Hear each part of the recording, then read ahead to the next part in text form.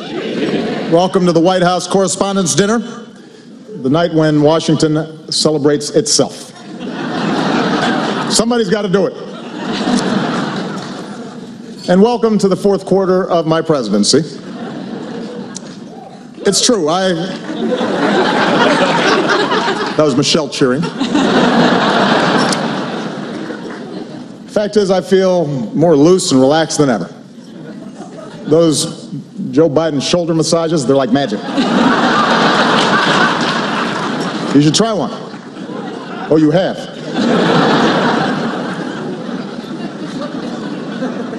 I am determined to make the most of every moment I have left. After the midterm elections, my advisors asked me, Mr. President, do you have a bucket list? And I said, well, I have something that rhymes with bucket list.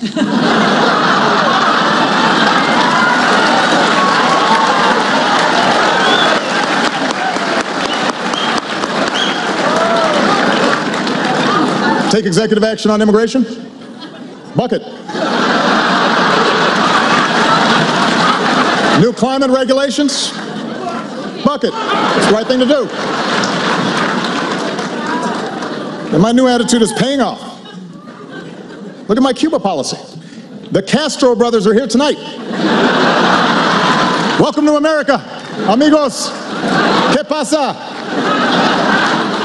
What? It's the Castros from Texas? Oh. Iowa Queen. Hi, Julian. Anyway, being president is never easy. I still have to fix a broken immigration system, issue veto threats, negotiate with Iran, all while finding time to pray 5 times a day. Which is strenuous. And it is no wonder that people keep pointing out how the presidency has aged me.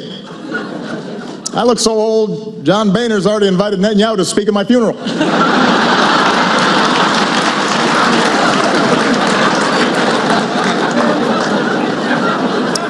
Meanwhile, Michelle hasn't aged a day.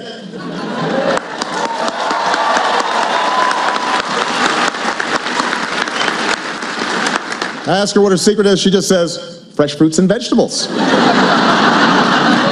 It's aggravating.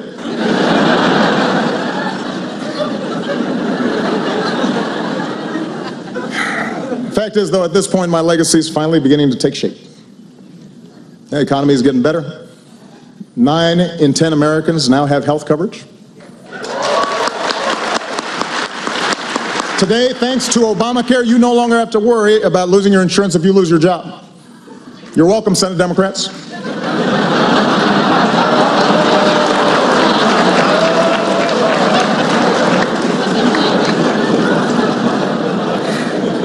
Now, look, it is true I have not managed to make everybody happy.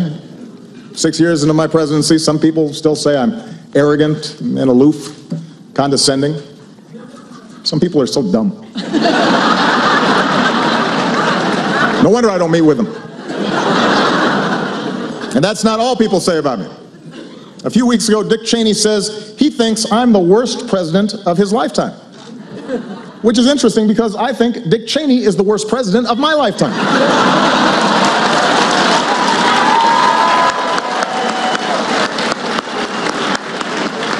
It's quite a coincidence.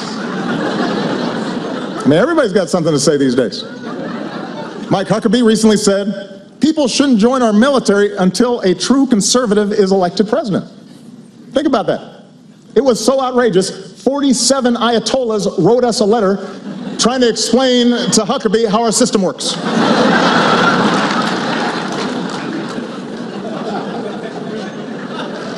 It gets worse. Just this week, Michelle Bachmann actually predicted that I would bring about the biblical end of days. Now that's a legacy. That's big. I mean, Lincoln, Washington, they didn't do that.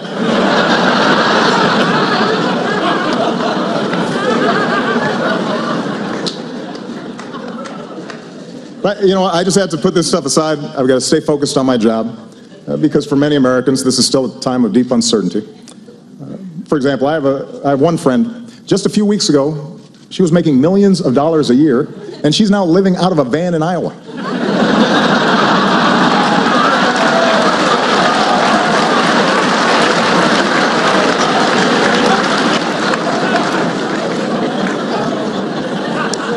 Meanwhile, back here in our nation's capital, we're always dealing with new challenges.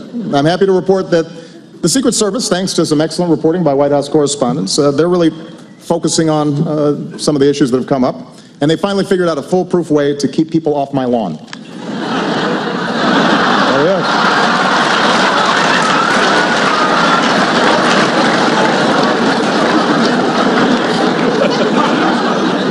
is. It works.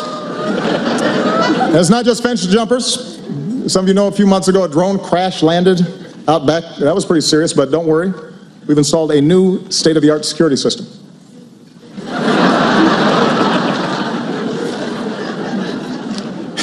You know what? Let me set the record straight. I tease Joe sometimes, but he has been at my side for 7 years. I love that man.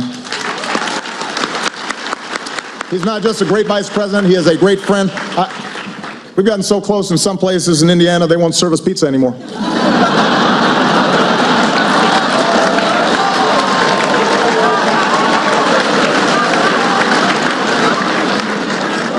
I want to thank our host for the evening, the Chicago girl, the incredibly talented Cicely Strong.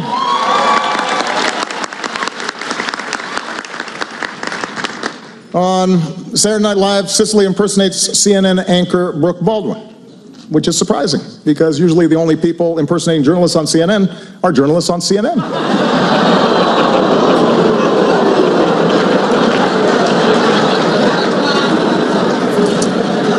ABC is here with some of the stars from their big new comedy, Blackish. It's a great show, but I have to give ABC fair warning. Being Blackish only makes you popular for so long. Trust me. There's a shelf life to that thing.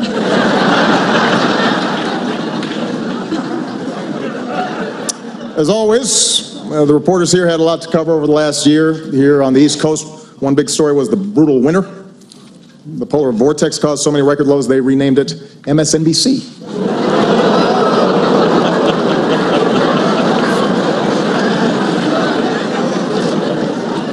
But of course, let's face it, there is one issue on every reporter's minds, and that is 2016.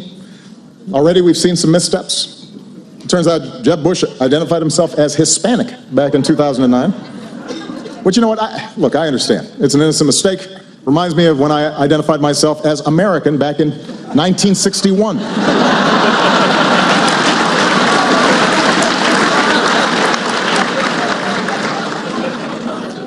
Ted Cruz said that denying the existence of climate change made him like Galileo. Now that's not really an apt comparison. Galileo believed the earth revolves around the sun. Ted Cruz believes the earth revolves around Ted Cruz. And just as an aside, I want to point out, when a guy who has his face on a hope poster calls you self-centered, you know you've got a problem. The narcissism index is creeping up a little too high. Meanwhile, Rick Santorum announced that he would not attend the same-sex wedding of a friend or a loved one, to which gays and lesbians across the country responded, "That's not going to be a problem." Don't sweat that one. And Donald Trump is here. Still.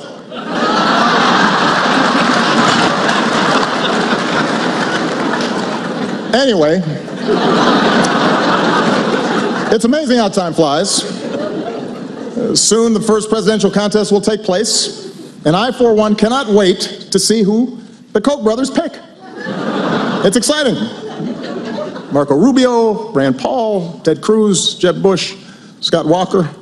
Who will finally get that red rose?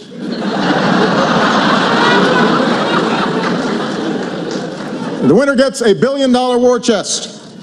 The runner-up gets to be the Bachelor on the next season of The Bachelor. I mean, seriously, $1 billion. from just 2 guys. Is it just me, or does that feel a little excessive? It's almost insulting to the candidates. The Koch brothers think they need to spend $1 billion to get folks to like one of these people. It's got to hurt their feelings a little bit. And look, I know I raised a lot of money too, but in all fairness, my middle name is Hussein. What's their excuse?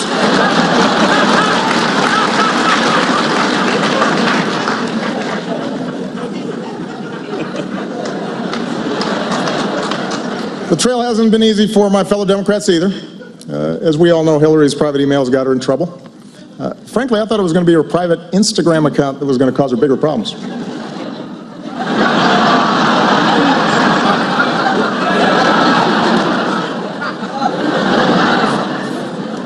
Hillary kicked things off by going completely unrecognized at a Chipotle.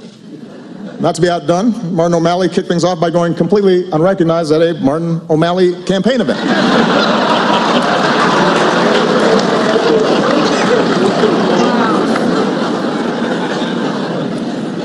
And Bernie Sanders might run. I like Bernie. Bernie's an interesting guy. Apparently, some folks really want to see a pot-smoking socialist in the White House. We could get a 3rd Obama term after all. Could happen. Anyway, as always, I want to close on a more serious note. You know, I often joke about tensions between me and the press, but honestly, what they say doesn't bother me. I understand we've got an adversarial system.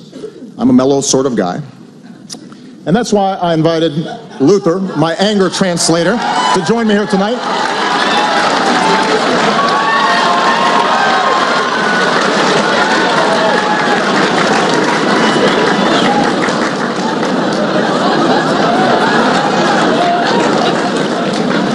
Hold on to your lily white butts. In our fast-changing world, traditions like the White House Correspondents' dinner are important. I mean, really? What is this dinner? And why am I required to come to it? Jeb Bush, do you really want to do this? Because despite our differences, we count on the press to shed light on the most important issues of the day. And we can count on Fox News to terrify old white people with some nonsense. Sharia law is coming to Cleveland, run for the damn hills. That was ridiculous.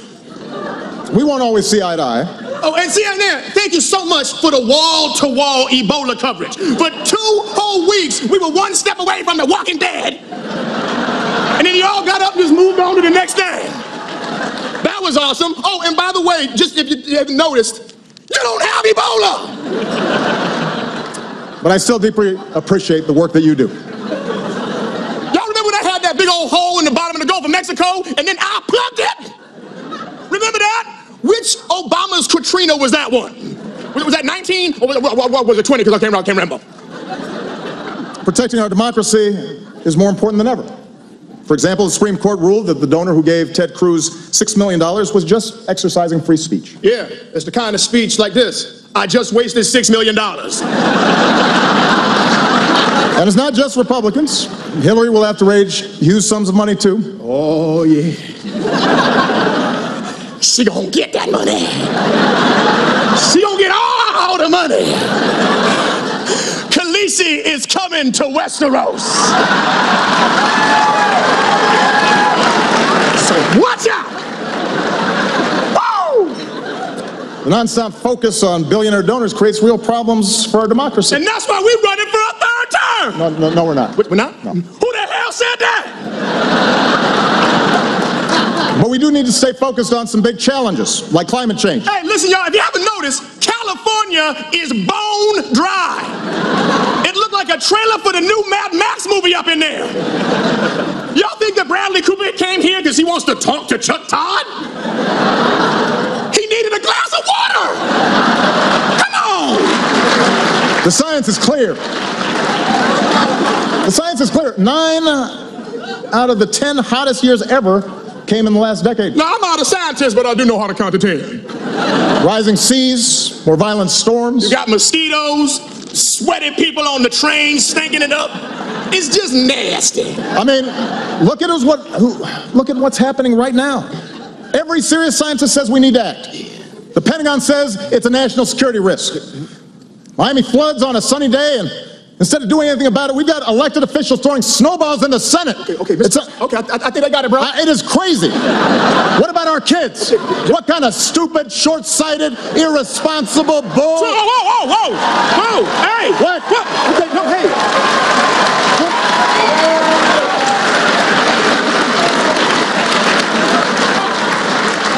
What? All due respect, sir, you don't need an anger translator.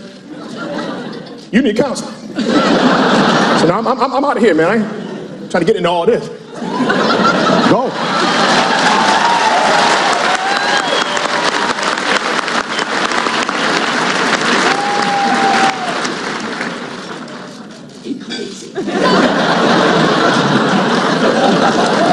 Luther, my anger translator, ladies and gentlemen.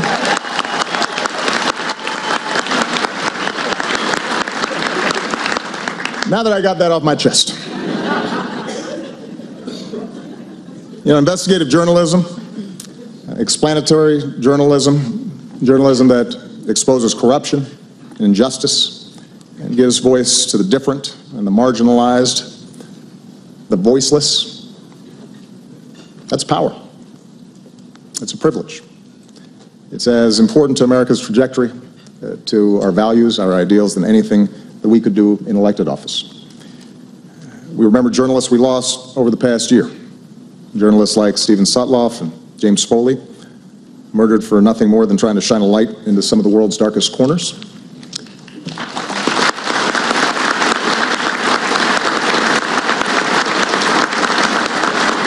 We remember the journalists unjustly imprisoned around the world, including our own Jason Rezaian.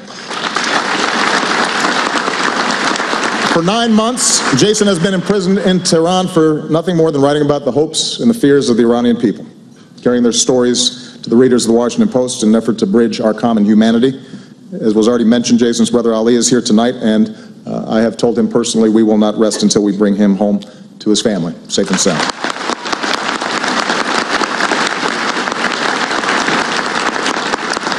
These journalists and so many others view their work as more than just a profession, but as a public good, an indispensable pillar of our society. So I want to give a toast to them.